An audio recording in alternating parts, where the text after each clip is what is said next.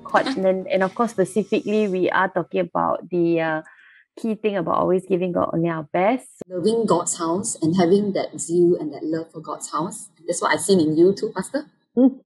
Just that being happy and just being joyful to be in God's house. Just learning to, in every season, to give God our best and to do the best that we can. Not being perfect, but, giving the best that I can at that time. Even as from a campus, after I graduated, I gave my first year. Upon graduation, I went to full-time. And I wanted to serve full-time, but of course I had some opposition from my dad and my family, and I went back to the corporate to work. But I thank God, by God's grace, I managed to still serve, continue, serving God's house, and even doing my masters, and then later becoming a wife and a mom, come early for sound check on Sundays, and bringing my baby along. And I remember having Dora in the stroller. I think Eunice, you'll remember that. And doing my sound check extreme, and then she's there in the stroller alone. And I had my PCs at that time, like Eunice, helping me to keep an eye during that time while we serve. Because I think I was serving, my husband was serving. Just learning to still, not to make excuses like how I see it in you, Pastor, and just do the best that we can. So I think one of it was when I was an ACCA student, my final year. I remember that year I started joining the campus ministry. So it was really tough because like Joy said, I had absolutes. There were certain things that I wanted to make sure that as long as there was opportunity to serve God's house, I was going to be there. Right. So I remember 5:30 leaving Setapak, driving all the way for prayer service, then reaching by 7 so that I can have dinner with people to catch up, and then prayer service at 8 o'clock. Then I think the time prayer service lasted until like 11, 12. And then I drove back another hour. And then I drove back another hour back to, Star College, and then like trying to go up like this dodgy apartment. And then of course there were Sundays, there were still services, serving and all that. So there was a lot of time that was required. And at the same time, there was also that whole fear of, like ACCA had a stat where, not more than 30% worldwide will pass their exams at first attempt. And I was like crying because I was like, I don't want to do this anymore. I don't want to do my exams, not the church thing. I don't want to do my exams. It's just so tough. Yeah. And then and then coming home, seeing my housemates having so much time to study before I had. And I was like, oh God, I really don't know how I'm going to do this. So I remember bringing everything to God. I don't think that was it then, but it was more like, this whole bringing to God before I went to man. So every day I'd be like, God, I'm trying, and here I am going to just devote like 6:30 a.m. to do devotion, and then I'm just going to keep powering on every single service that I wanted to be there. And then true enough, when I took my exams, really with the help of the Holy Spirit, until today I tell my homies, right, the Holy Spirit actually would just tell me which things to study, and then and I'll be like, no way, my lecturer didn't teach this, like it's definitely not going to come out. But there's that whole strong like urging to just like look at it. And so I remember just doing those questions over and over again, telling my like other friends that it's going to come out. They're like, no, it's not. And then going to every single exam with questions coming out with no tricks, no exactly as it was in those articles that the Holy Spirit impressed my heart, and I passed at first attempt. So just not living by like pressure, like priority, and all these things became my testimony. Okay, I've learned in church, and I also made it a stand that I won't skip homes, campus city, or Sunday service to do for studies or to do assignments. So if I'm having exam periods or assignment periods, I make sure I go, but I come back like as soon as possible. Or for Sunday service, I go for 8 a.m. and then like come back straight away. So even for this semester, because I said I was like leading the homes myself, so I had classes like 6 days a week, normally from like 9 to 6 p.m. So it was quite like stressful for me in the from the start. And then also from the beginning of the year, I was having stomach issues. So about like every fortnight, I would have to go to the doctor for a follow-up appointment. So I'll be missing classes for that already. I was, behind a lot of things compared to all my friends, even like assignments and all. I was like really like overwhelmed. And then on top of that, just having to plan homes myself all the time and prepare for word all the time as well. So a lot of things I was just studying for the first time before the exam. And it was a homes week or so.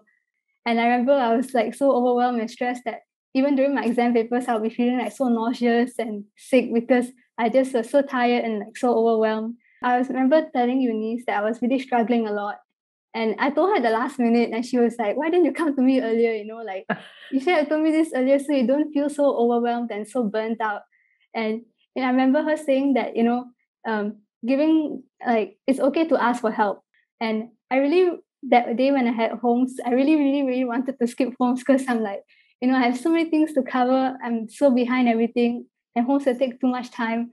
But at the same time, like, no, I have to go for homes, and it's online. So this makes it like I don't have an excuse to miss homes. And I was like, man, like this time I really don't know if I can like pass or not. And I remember when I got my results, I was like, I passed everything and I did well. I mean, my GPA dropped a bit, but I still did well. I wouldn't have gotten these results if it wasn't for God, honestly. Like, my grades, I was really, really, really bad this semester, but God really pulled me through and, gave me the good result.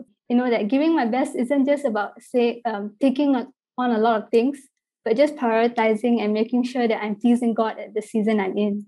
I'm just thinking what principles, of course, or what you're picking up and what you're hearing. You're probably hearing from Eunice, because I'm sure you would have shared the painful burden of saying exams and taking care of the family, and then you've got your external, sort of like your church family, your own family, having to cram different things. It feels like, I said, if I were not a Christian and I'm on the outside, I can either respond to is either go like, whoa, man, you lived your life to the full, or you could have those type of negative people go like, huh, are you like that? Are you sure waste your life? Anything can go two ways, but I would think you've lived your life to the full, that not one moment was wasted. I think that I used to live like that. I hated having anything wasted from my time. So if I pack it all the way, so that 24 hours, every corner is used up, even though it's suffering some days, like, oh, I've got to study, or oh, I've got to I had to work and study, so I have to do both my work and be a student. So it's like you don't have time one. So, but then it's full, and you live. Not only that, your extracurricular. What if we're non-Christian? Your other extracurricular is your church. What do you do if your pastime? I go to church. Sounds like a bad word, some people say, but that's your extra community work. You see, that's what you do in your passing. In little ways, you are blessing somebody else. It's not all about you. All right, you could have not turned up for online homes. You just say, sorry, don't you know I got major exams, pharmacy student, no kind of thing. But you weren't just. It was hard. I'm sure when you went there, so your brain was probably thinking, oh my goodness, about your work. And then you had to think about the lessons and participate. Even if you combine homes, you would have to be a participating leader, not just sit there and then just, because you're homies, ma.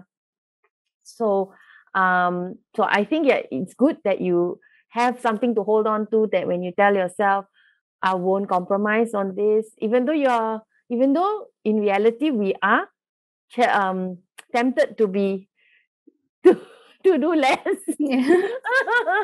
And I think you would have grown more, Iris. I think you would have matured leaps and bounds from where you started, from just saying, oh, I can't, to, okay, let's see what I can do. It's a can do, not I can't do. Like Joy said, never saying no. Perhaps, of course, it could be also the fact that, okay, I'm a leader, and it's true, when you take on a responsibility, you don't just chuck in the towel and go like, forget it. Because if you do it now, you'll do it any other time. Can you imagine if you're a mother and you go like, I can't take it anymore. This kid is time out, bye. And you walk out, because that's what happens in reality, isn't it? People just, I can't take it anymore, and then they just walk out. And, and I can't, we are not building our spirit, man. We're not building character. We're not building strength in our person. But my summary to this group, and every group seems to have a summary. The summary is a bit long, but here we go. Never say cannot.